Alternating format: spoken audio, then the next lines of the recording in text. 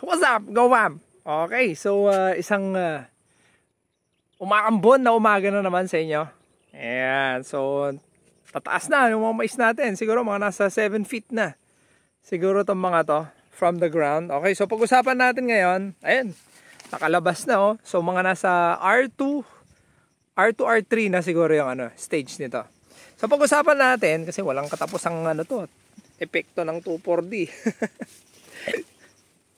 So sabi nila, magkakaroon ng mga abnormal na roots yung iyong maisan kapag na-sprayan ng 2,4-D. Ayan, okay. So pansinin mo, sabi sa akin, makikita mo yung mga roots niya nasa taas. So yan na, nasa taas na.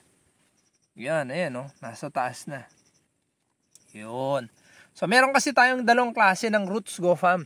Seminal at saka yung nodal. Okay, yung seminal ibig sabihin yun yung alam mo nakabaon. Tapos yung nodal from the word node. Yan. So recently lang din naintindihan kung ano tong mga to. Ayan mapansin nyo nasa taas. Magsisimula yan sa taas. Tapos minsan nakabitin lang yan, hindi na bababa. Okay, so yung mga nodal na roots, ang tawag dito ay brace roots. Yan, brace roots. Hindi yan abnormal, GoFam. Depende yan sa variety, sa genetics ng mais. Pero merong correlation yan. Okay, merong correlation to dun sa iyong ani. Kasi nga mas mataas yung mais, mas matangkad, depende sa variety not every hindi lahat pero parang generally speaking, merong correlation yung taas ng mais, yung tangkad dun sa roots at saka syempre, kasi itong roots na to is in preparation sa iyong magiging bunga. Yan. So, mas matangkad.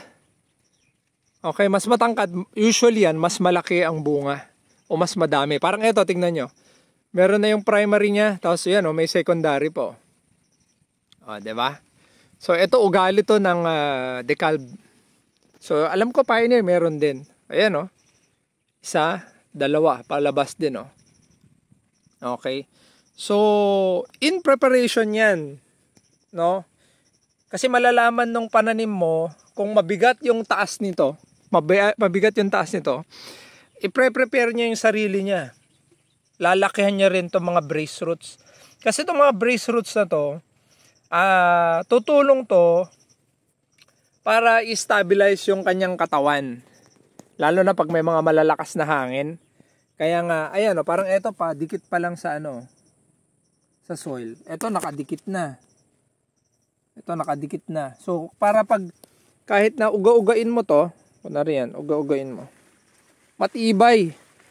Halos hindi gumagalaw, matibay. Yan ang gamit niyan. Hindi yan abnormal na roots. Okay, brace roots ang tawag diyan. Ito, pababa pa lang, habang lumalaki. So, tingnan mo to. Ito, ang dami. Dami niyang mga nodal, Ang daming roots, brace roots. Kasi nga, alam niya na magiging mabigat tong taas niya. Dalawa. Yan, dalawa, Isa, dalawa. Isa, dalawa.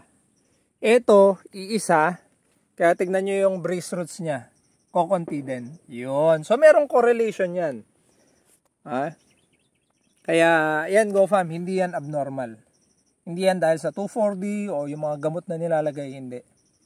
Natural yan. Depende sa variety ng yung mais. Yun, di ba?